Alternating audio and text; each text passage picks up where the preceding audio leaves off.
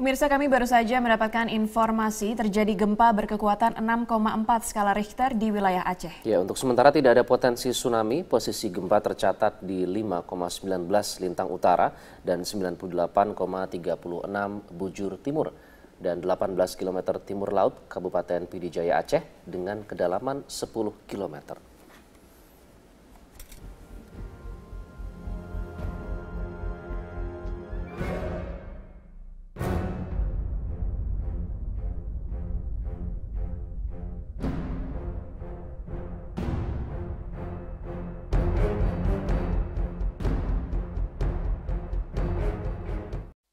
Sementara itu, calon gubernur DKI Jakarta Agus Harimurti mencoba mencari dukungan dari komunitas wanita dengan menjanjikan sejumlah fasilitas umum ramah perempuan.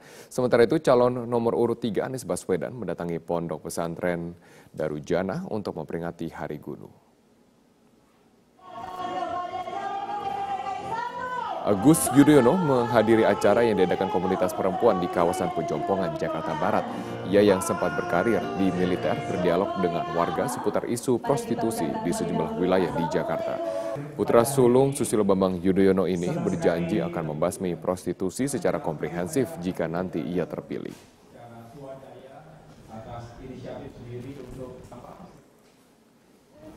Kampanye juga dilakukan oleh calon gubernur DKI Jakarta Anies Baswedan dengan menghadiri undangan silaturahmi di Pondok Pesantren Darujana, Ulu Jami, Jakarta Selatan.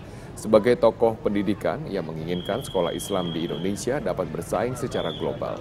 Anies juga berpesan di hadapan puluhan pengajar untuk dapat memajukan sekolah Islam sehingga dapat bergelut di kancah internasional.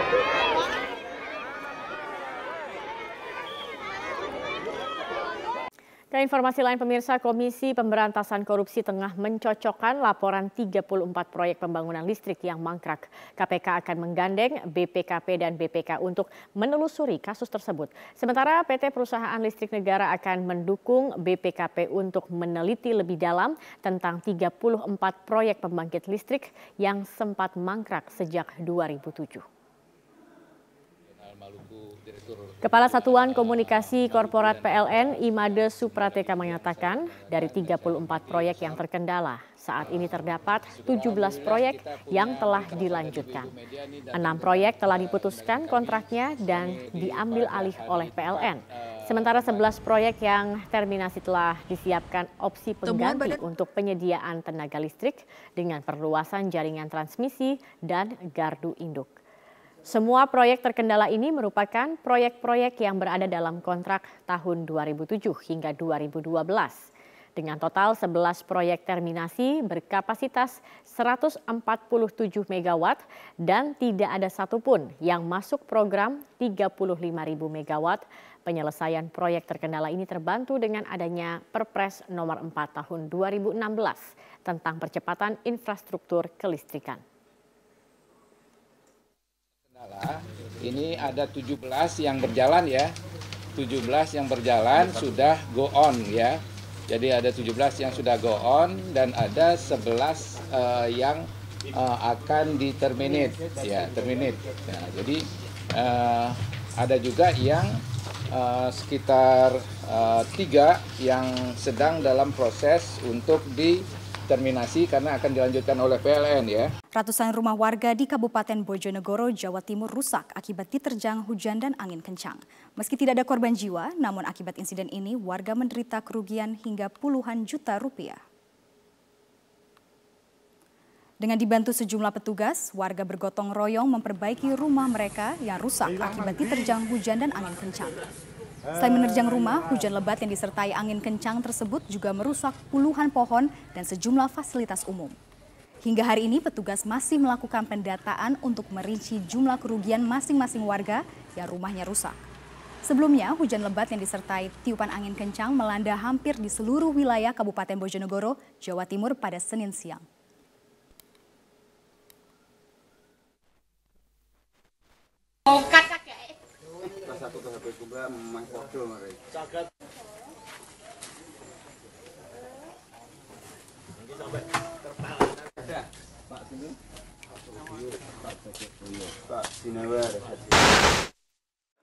Sebuah toko sembako di Tanah Abang, Jakarta Pusat dibobol kawanan pencuri.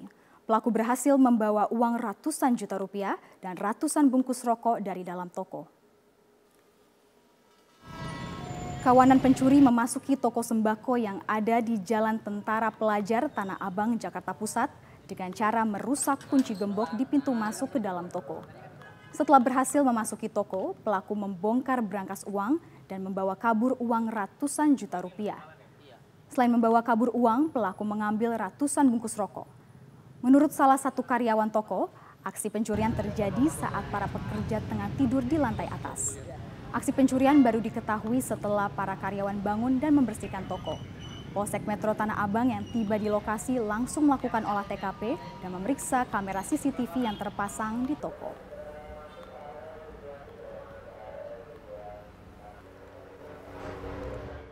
Sebuah gudang sembako di kota Ambon, Maluku, Senin malam belum diketahui penyebab kebakaran. Kebakaran terjadi tak lama setelah barang-barang dimasukkan ke gudang milik swalayan Citra di kawasan Lorong Maranata, Kelurahan Uritetu, Kecamatan Sirimau, Kota Ambon. Api membakar lantai 2 gudang yang berisi sembako, barang pecah belah, dan barang yang mudah terbakar lainnya. Sejumlah warga menyaksikan api berasal dari lantai 2, namun tidak sampai meluas ke lantai 1. Tidak ada korban jiwa akibat kebakaran ini, namun kerugian ditaksir ratusan juta rupiah. Api bisa dipadamkan tim damkar Pemkot Ambon sekitar 1 jam setelah kejadian. Polisi akan meminta keterangan orang yang berada di gudang saat kebakaran, termasuk memeriksa kamera CCTV.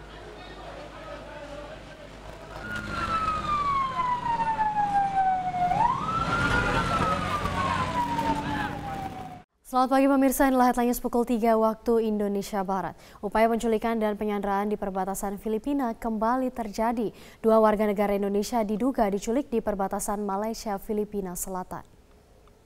Keluarga Saparudin di Majene, Sulawesi Barat hanya bisa menunggu cemas mengenai kepastian nasib anggota keluarga mereka yang diduga diculik kelompok Abu Sayyaf. Saparudin dan Sawal merupakan 2 warga dusun Poniang, Kabupaten Majene, Sulawesi Barat. Keduanya diketahui bersama 18 ABK lainnya melayarkan kapal perusahaan perikanan berbendera Malaysia saat kejadian.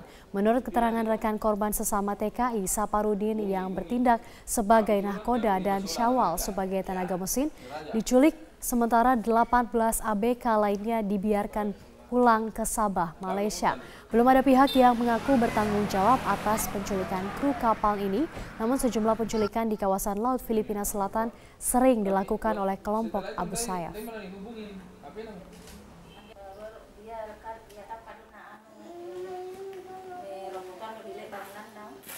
Oke, Mas Burhan, kalau misalnya menurut Anda, apakah betul kasus penistaan agama yang diduga dilakukan oleh Pak Ahok ini kemudian menjadi pintu masuk untuk melakukan aksi yang lebih jauh, yakni aksi makar?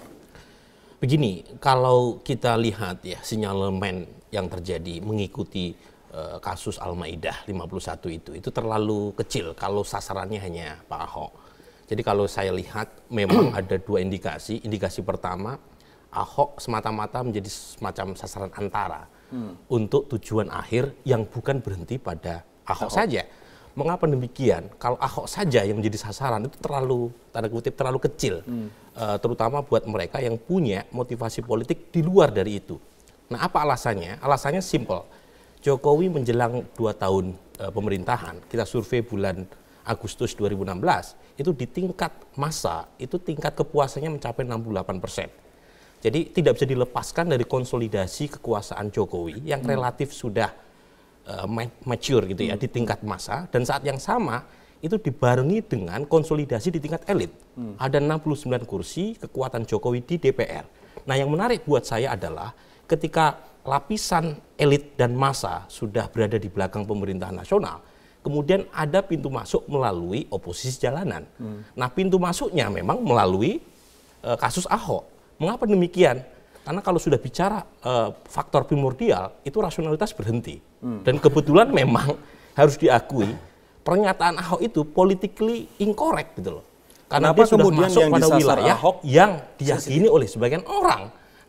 Gimana? Kenapa kemudian yang disasar Ahok tapi tujuannya jauh lebih dari itu? Siapa yang kemudian ini nggak bisa dilepaskan dari 2019. Kalau misalnya Jokowi terlalu kuat di tingkat massa dan di tingkat elit, sulit untuk bisa menyaingi Jokowi di 2019. Jadi ada 2 tujuan utamanya.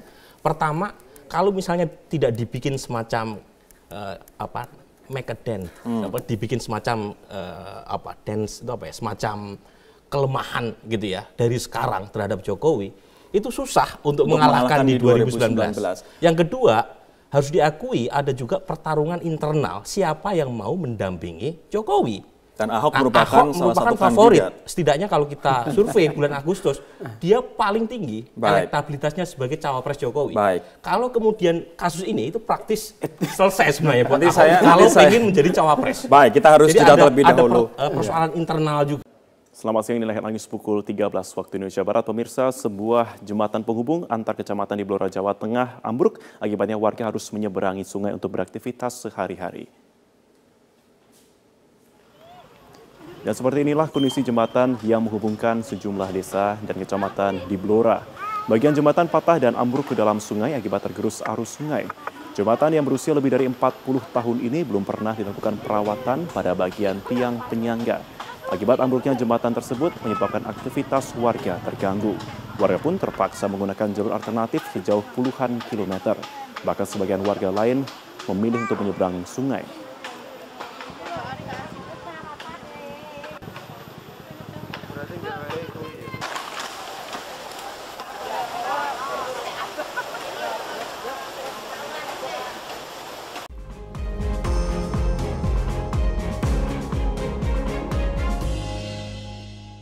Kembali lagi di netizen, pemirsa. Supermoon merupakan fenomena bulan tampak lebih besar dan terang dibandingkan saat tanggal purnama lainnya. Nah, fenomena langit supermoon ini kemarin bisa disaksikan 14 November 2016 dan bulan akan terlihat paling besar dan terang dalam kurun waktu 70 tahun terakhir. Nah, supermoon 14 November 2016 merupakan supermoon yang terdekat dan tercerah dan terbesar ya sejak tahun 1948. Jadi supermoon ini pemirsa terjadi ketika bulan mencapai fase penuhnya atau bulan purnama dan berada di titik terdekat dengan bumi dan tentunya membuat bulan terlihat lebih besar dan terang dibandingkan dengan bulan purnama biasa.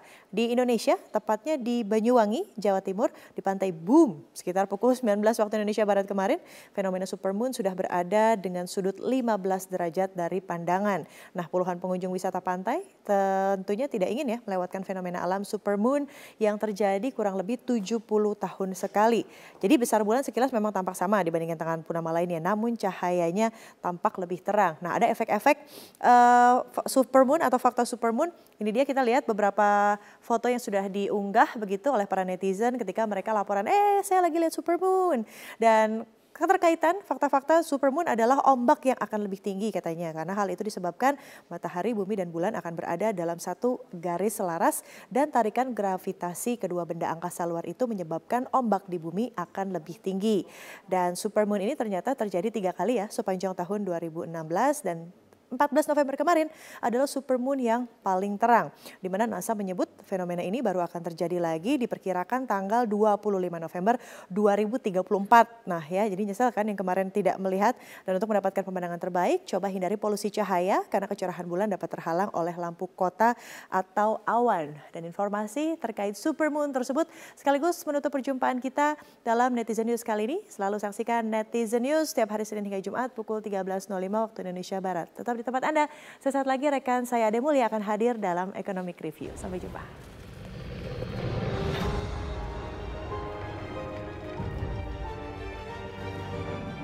Papa? Belle, you must leave here. This castle is alive. Who's there? Do you wish to take your father's place? Come into the light.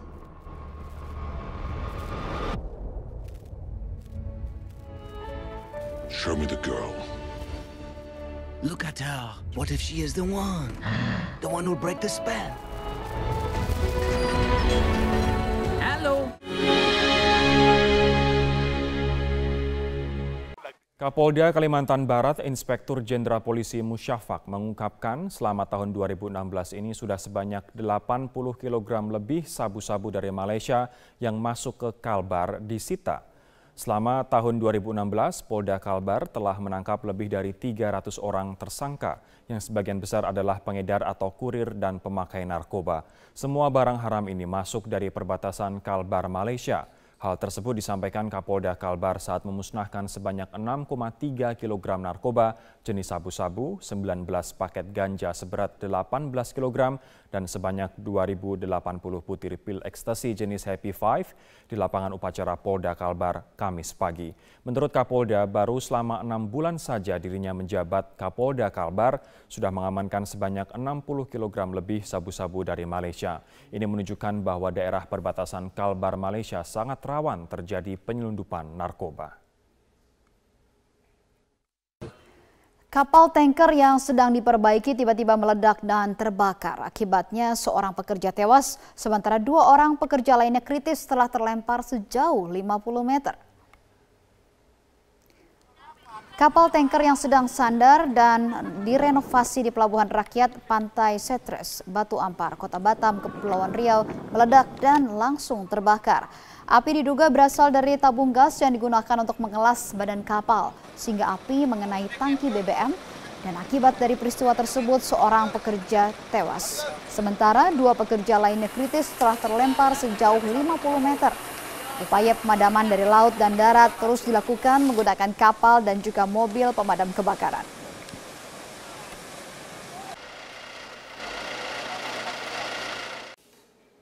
Selamat pagi, inilah headline news pukul 6 waktu Indonesia Barat. Diduga korsleting pada bagian mesin, 1 unit mobil krain milik PT Pelindo 1 Medan, Sumatera Utara ludes terbakar pada Selasa malam. Tidak ada korban jiwa dalam kejadian ini, namun ditaksir kerugian mencapai miliaran rupiah. Kobaran api yang semakin membesar ini sempat membuat panik para pekerja yang hendak bongkar muat peti kemas di dermaga 113, kawasan Ujung Baru, Medan. Banyaknya bahan mudah terbakar ditambah kencangnya tiupan angin membuat api sulit dipadamkan. Bahkan api nyaris membakar kapal yang sedang sandar di dermaga tersebut. Akhirnya api berhasil dipadamkan 1 jam kemudian setelah 4 unit mobil pemadam kebakaran dikerahkan. Kepolisian Resort Pelabuhan Belawan masih menyelidiki penyebab pasti kebakaran mobil krain ini.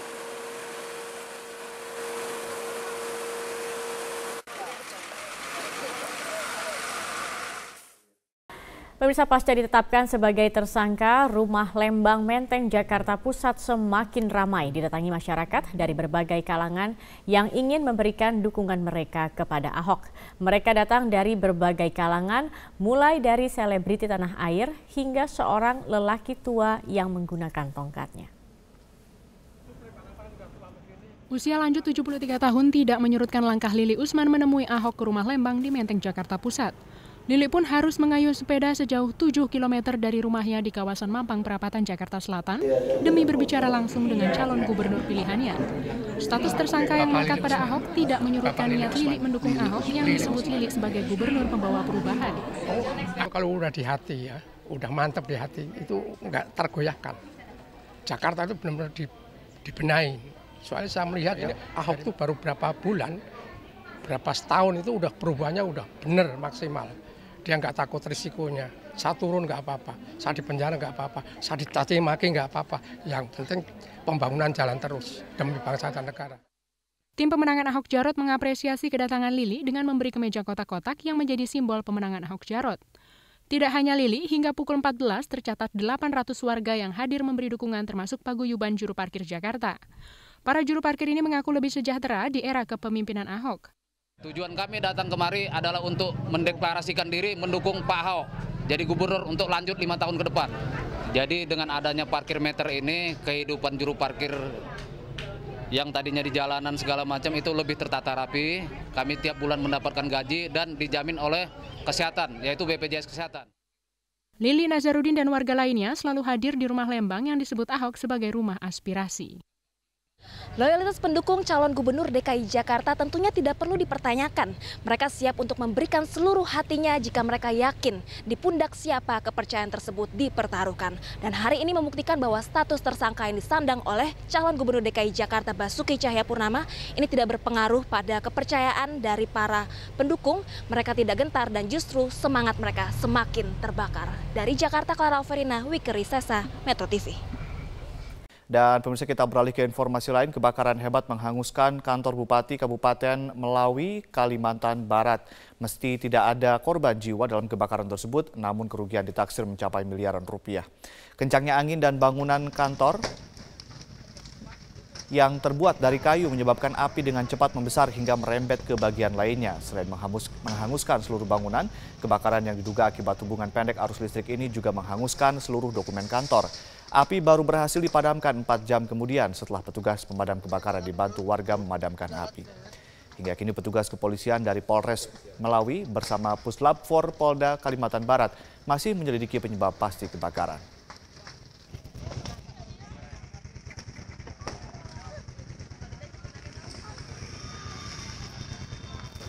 Hingga sore ini proses pencarian 15 nelayan KM Mulia Jati masih berlangsung, dan untuk mengetahui perkembangan terbaru proses pencarian, rekan Ferry Prihardi akan menyampaikan laporan selengkapnya langsung dari Tuban, Jawa Timur. Ferry, apakah pencarian dari tim SAR sudah membuahkan hasil, Ferry? Ada sekitar pukul 13.30 atau 1 jam setengah yang lalu, tim di posko antemortem DVI yang ada di dermaga PT TI ini mendapatkan informasi dari tim pencarian yang berada di titik lokasi bahwa sudah ada 3 nelayan yang ditemukan pada pencarian dari pagi hingga siang hari ini. Namun ketiga yang sudah ditemukan tersebut belum diketahui identitasnya dan 3 ditemukan dalam kondisi tewas. Saat ini ketiganya tengah dalam perjalanan untuk dibawa ke dermaga untuk selanjutnya diidentifikasi oleh tim dari Disaster Victim Identification Bidokes Polda Jawa Timur. Nanti 3 yang sudah ditemukan tersebut akan dibawa untuk selanjutnya diidentifikasi di RSUD Tuban. Dan proses identifikasi dengan menginput atau memasukkan seluruh informasi yang berasal dari seluruh pihak, baik itu dari pihak pemilik kapal, pihak keluarga, dan juga pihak kepolisian masih terus dilakukan hingga saat ini. Terhitung sejak pukul 14 tadi, 15 identitas sudah diketahui secara nama, dan 2 nama yang baru masuk adalah atas nama Budi Kurniawan ataupun Wawan dan juga Marto atau Andri. Keduanya merupakan warga Kecamatan Jekulo, Kabupaten Kudus. Dan saat ini sambil menunggu proses pencarian di lautan yang berkisar 40 km dari pantai di Tuban ini masih terus berlangsung. Diperkirakan batas pencarian untuk hari ini akan berlangsung hingga pukul 17 ataupun 17.30 melihat kondisi cuaca dan juga melihat kondisi pencahayaan, karena proses pencarian tidak mungkin dilakukan setelah malam hari. Ade. Ya, Ferry, lalu bagaimanakah dengan kemungkinan penyebab terjadinya tabrakan tersebut, Ferry? Ya, dari informasi yang kami kumpulkan dari tim kami di Surabaya yang mewawancarai Kasih Tertib Pelayaran di Kesyah Bandaran Utama Tanjung Perak, bahwa segala kemungkinan bisa saja terjadi, namun penyebab pasti dari 2 kapal yaitu MV Tyson 4 yang berbendera Vietnam dan juga KM Mulia Jati masih harus diteliti hingga nanti akan ditemukan kemungkinan ataupun penyebab pastinya. Namun kemungkinannya sampai saat ini ada 2 kemungkinan besar. Yang pertama adalah KM Mulia Jati tidak menyalakan lampu penerangan sehingga kondisi tersebut gelap dan KM Mulia Jati tidak terlihat oleh MV Tyson 4 sehingga tertabrak. Kemudian kemungkinan lainnya adalah MV Tyson 4 tidak menyalakan radar sehingga tidak bisa mendeteksi keberadaan kapal-kapal yang berada di sekitarnya sehingga timbullah atau terjadilah tabrakan tersebut. Namun secara ketertiban dari kedalaman kapal tersebut berlayar, 2 kapal tersebut berlayar dan juga jalur tidak ada yang dilanggar atau tidak ada yang salah, dan sampai saat ini harus dilakukan pendalaman lebih lanjut untuk mengetahui penyebabnya.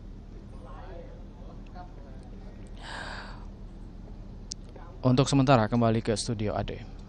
Baik, terima kasih Ferry Prihardi melaporkan langsung dari Tuban, Jawa Timur, dan selamat kembali bertugas.